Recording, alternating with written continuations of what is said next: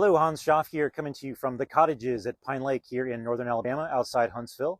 Just wanted to give you a little progress update here, kind of on the property. We can see work has begun. We've got some fill dirt in there, got some ditches that are being dug, utilities being run. We got some materials, some sewer pipe and some water pipe and electrical conduit, everything here on the property. So materials are all on the property for phase one, and the work has already begun, and we look to finish phase one here probably by sometime next week. So these lots 1 through 6 will be ready for tiny houses during the second week of November. I think it's November 8th, 9th, 10th. That week we will have these lots ready way before the homes will be ready. But just so you guys know, we are on schedule here, and the weather's been great. We've had a little bit of rain the other day, but not even anything to hardly get the ground wet. So it's still nice and dry. And I'm going to show you over here by the lake. We have a crew coming out to tackle the lake and dig out all the trees that are growing in there and clear the whole thing out, clear out all the undergrowth and shrubs from the last 10 years since when this was a petting zoo property. And it's going to be beautiful. I just cannot wait to show you guys some of those pictures and videos as that begins here in the next week or two. Again, trying to get that in before the rain. However, because of the dry conditions, it's been so dry here, there's actually a burn ban in effect. So we actually cannot burn anything because everything will catch on fire. It's just been so dry, which is a little unusual for Alabama. Usually it's very, we got plenty of moisture here. It rains, once, twice a week typically, but for the last month or two, it's been real dry. It's been nice, but it's been cold today. We got down below freezing here for the first time last night, Halloween, and today's November 1st. So if you're watching this the day after or whatever. But anyway, I just want to give you a couple video shots here, and got a couple updates here, some exciting promotions I want to share with you as well. So I'm going to go ahead and walk along here as I talk. Okay, so so here we are at the Cottages. We're on the northeast corner here. Phase one is where we're going to be developing right here. It's just a beautiful property, and every time of year I've been here in the spring, been here in the summer, and now here in the fall. It's just beautiful. So a little bit of sun here poking through, but as you can see, I'm mostly in the shade. So there's been a little misunderstanding about the off-grid situation. By all means, you are able to purchase the off-grid components for the tiny house. However, it's not going to be very useful here, the solar aspect of it, as we don't get a whole lot of sun. Obviously, the trees are a little bit thinning out here in the fall, so it'll be a little bit more effective here perhaps in the fall. But again, the sun will be lower in the sky as well, so you're not going to get as much sun in the fall and the winter as you would in the summer. So it's probably not going to be a very effective to get your solar panels to generate electricity. You probably will still need to rely on the grid here. Water catchment, you can do that, but water is not real expensive, so I'm not sure how effective that would be as well. And of course, sewer, there's really no way around that. You somehow have to get that sewer, your waste, off the property. So even if you have everything else off grid, you still got to figure out where to put that sewer. And so you'll be needing to tap into the sewer system, or you can remove the waste yourself, take it off property in large containers, but essentially that's what we'll be doing. So, be much cheaper and easier just to go ahead and flush the toilet and let us take care of that for you and just pay your bill rather than try to collect that, disconnect it, put it in your truck, take it down to a facility, empty it, bring it back, and do that every so often. So we're trying to make it as easy as we can here for you guys and trying to bring the cost down as low as we can. But that's what we're kind of limited to is electric, water, and sewer. So we'll bill you directly, as mentioned in previous videos, for your usage. So if you use nothing, then you're not going to get a utility bill. But if you are just using a little bit, then you'll get a little bit, right? And you'll see that breakdown of how many gallons, how many kilowatt hours that'll be, sent to you every single month, due on the first with your $300 lot rent each month. And of course, lot rent is due in advance, and your utilities will be due in arrears, because obviously we won't know how much your usage is until we actually see the meter read, and then you'll get that, a couple weeks later. It'll be due on the first of the following month for the usage from the previous month. Anyway, so I wanted to talk about some off-grid, situations. Now, a small caveat to that, I said it wouldn't work well, but I do have a solution here for those of you who do want to go off-grid, where I might be able to help you out to make that work a little more effectively if you're just looking to kind of cut your electric bill down, which is essentially all you'll be able to do. Like I said, water is not really going to be much. It's just your sewer bill that you really can't do much about, and the electric bill, which you can do if there were sun.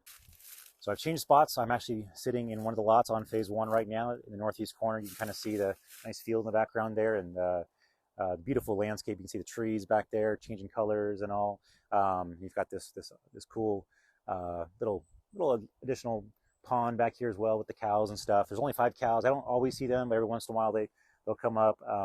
Just a small group of 5, a little family, I guess, of cows. And But very peaceful property here. And we're kind of near the property edge right here. So it's a gorgeous little spot here tucked in the corner in the forest. You can kind of hear the leaves rumbling underneath my feet. But beautiful fall day. So let me clarify a few things more again, just to make sure everyone's fully on board understanding kind of the whole process here. So when you buy your tiny house from Incredible Tiny Homes, we are going to facilitate and take care of all the logistics for getting your house from Incredible Tiny Homes facility and factory here to the property, so that by the time you get here, we'll have everything done for you, ready to go. Now, that's the understanding is with that. Now, you'll be responsible for paying for the delivery, paying for any skirting that you want to do, stuff like that, but we'll facilitate it and kind of help you get that done. Okay.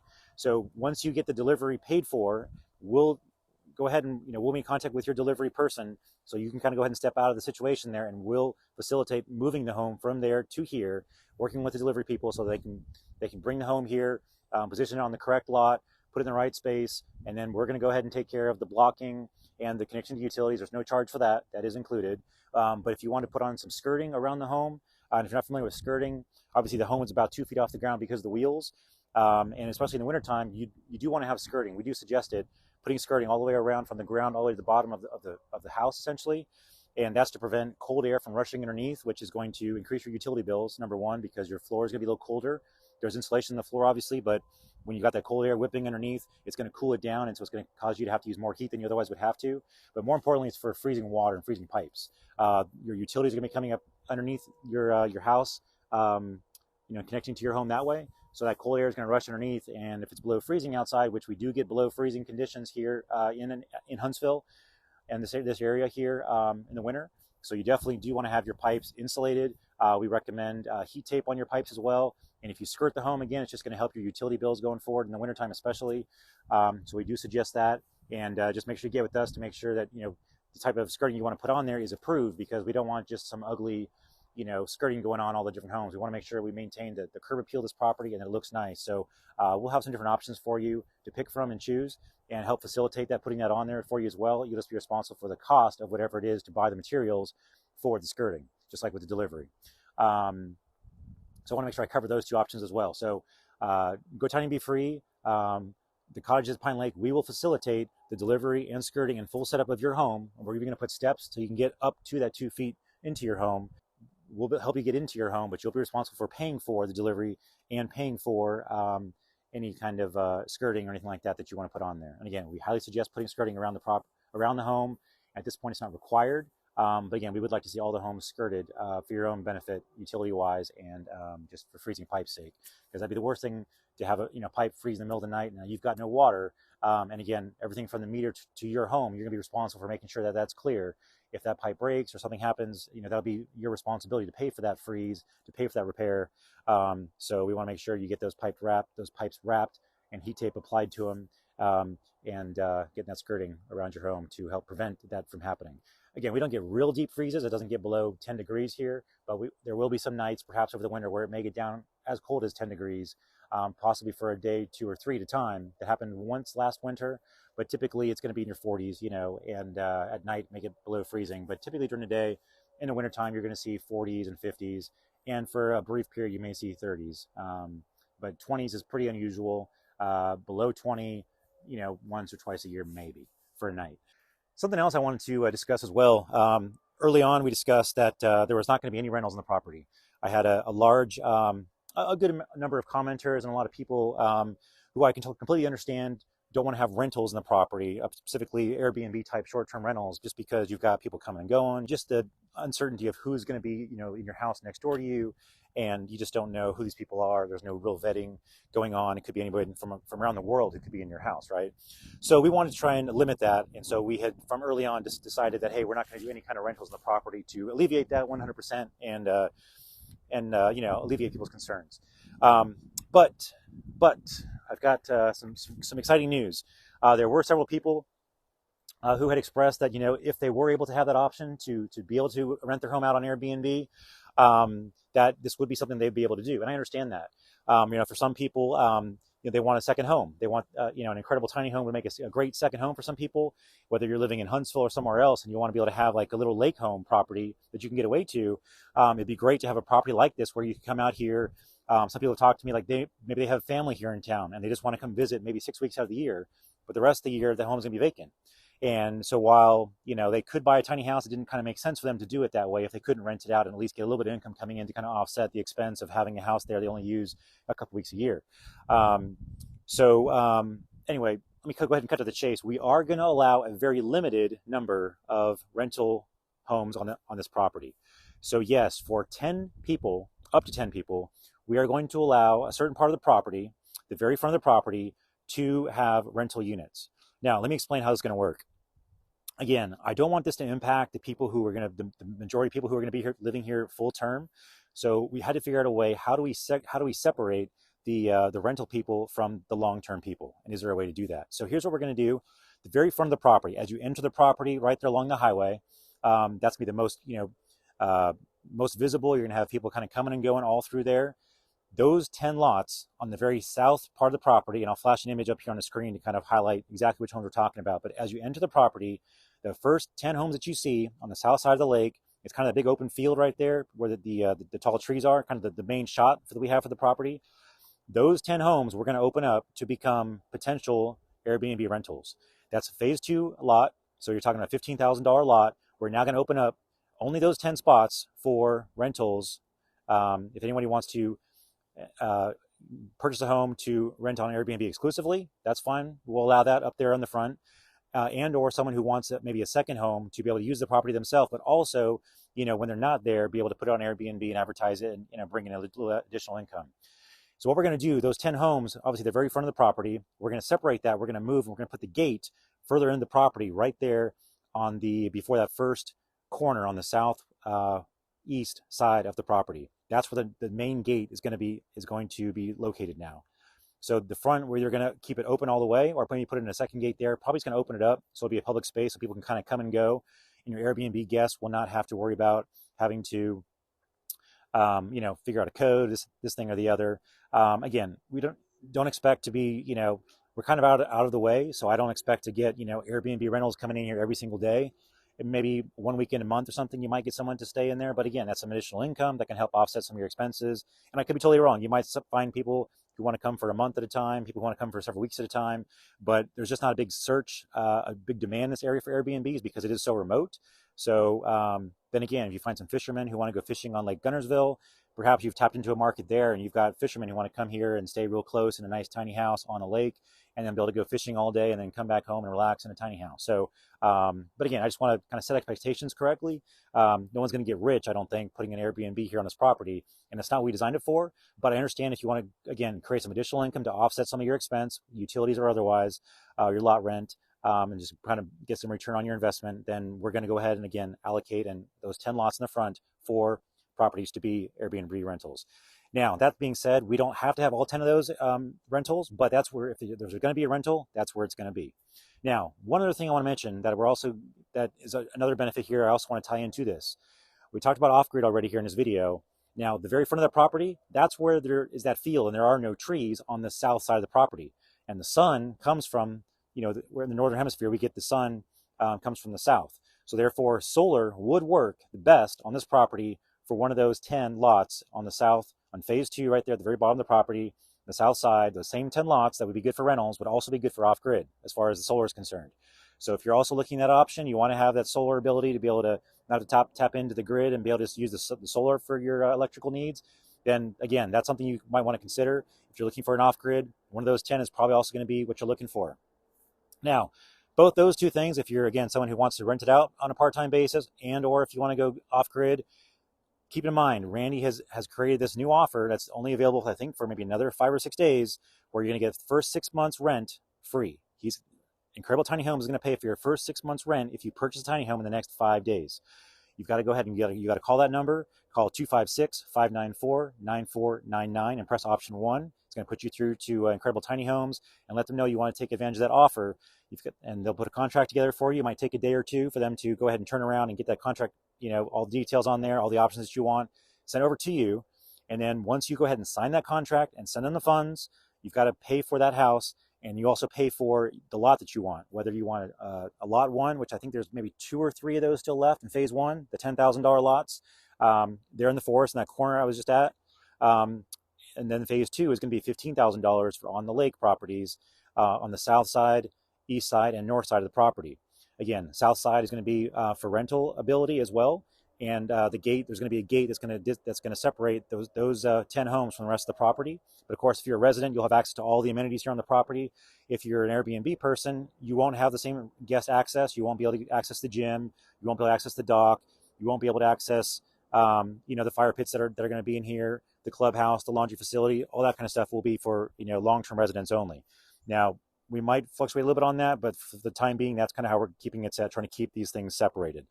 I know the biggest thing is just kind of different people kind of coming and going, and different hours and things like that. So that's the main reason we want to segregate here and kind of keep these separate.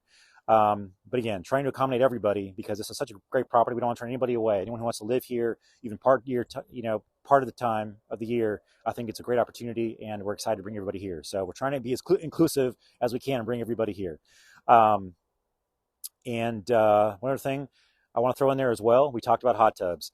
For those 10 Airbnb rental units up there, we will have a hot tub accessible for those 10 Airbnb. So you'll be able to advertise on your listing that, hey, shared hot tub accessibility, and we'll maintain it. You don't have to maintain it. It will be there, and we'll maintain it for you and for your guests. It's not going to be a big hot tub, so it's not going to accommodate 20 people or anything like that, but we'll have a hot tub there, and your guests will, and you, if you're there, will be able to access that hot tub there in the front. I mean, of course, we'll make it a little bit private, so it's not facing the main road or anything, but I mean, it'll be accessible for those 10 homes in phase 2 that are on that 10 lots on the very front of the property.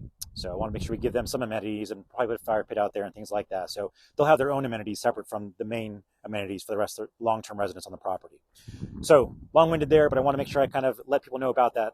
We've figured out a way to make it work, to bring rentals on here and still keep the rest of the property, the other 44 homes, separate from those 10 potential rental units there in the front. So what do you need to do? Go ahead and, again, call Tim. We only have 10 spots available. Once those 10 are gone, then we will not be accepting any other rental or homes that can be rented out here on the property.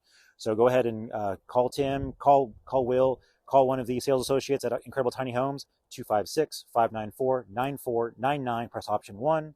And they will get you taken care of, get you that sales contract. And again, once those funds are sent over to Incredible Tiny Homes, you need to go ahead and send the funds for your key money deposit. Once you've done that, then that's when you secure your lot, and you've got a spot here on the property. And we're very excited. Like I said, you've probably heard from the last video, we've got 8 or so contracts already out. 3 have already paid, fully ready to go. And so there's only a couple more left from phase 1, but we're selling some on phase 2 and phase 1 at the moment. So these lots on phase 1 are going to be done here by sometime next week.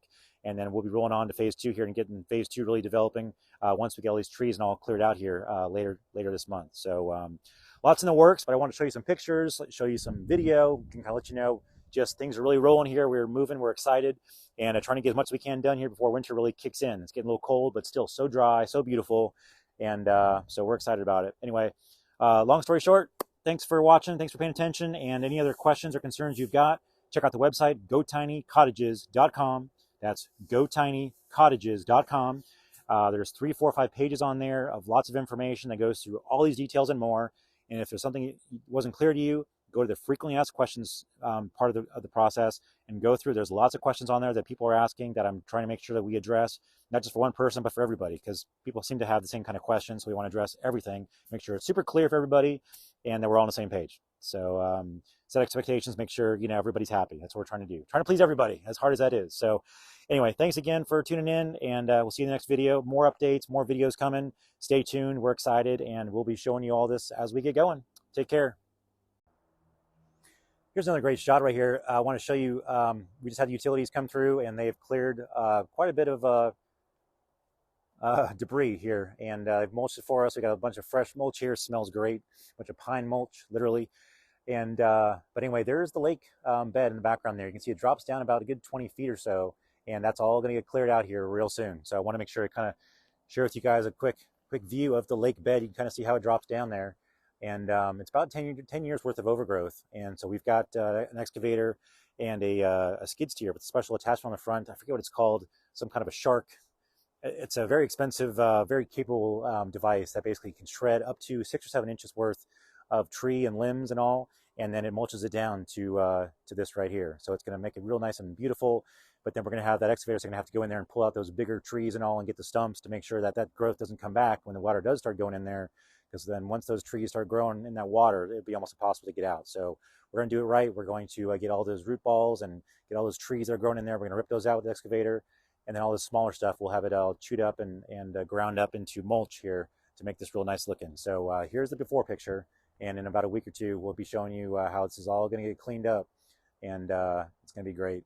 And a lot of those big trees down there, again, there's a lot of stuff that can be burned, but because of the burn restrictions right now, we just can't get in there and even burn this stuff yet. So we actually do need a little bit of rain so we can go ahead and get that burn ban lifted, which again is something kind of foreign in Alabama. People are burning stuff all the time typically, especially here in the county, but it's statewide ban right now because it's been so dry. So we could actually use a little bit of rain. Not ready for a flood quite yet. I say a flood, we'll get 1, 2, 3 inches at a time sometimes, and it's no big deal. It's been, like I said, kind of strange to have so little rain. But anyway, this is the lake bed. It will be getting cleared out, cleaned out, and it's going to be beautiful. With these, we're going to leave, of course, the big trees around the edges. You can kind of see there's some of the bigger trees. That's kind of the top of the lake here, and then the smaller ones are all getting cleaned out. You have a nice, beautiful lake underneath. So there's the sun poking through the trees. It was freezing last night, but again, it's already warmed up. It's probably 55 degrees right now, so it's really just nice and kind of crisp, kind of cool and clean and clear. Like a kind of a nice clear blue sky as well, with a nice white sun there in the background. So anyway, I just want to share with you one more shot here, showing you again the property. And we got lots more videos and pictures to come, so be sure to stay tuned and we'll get them out to you. Take care. Go tiny, be free.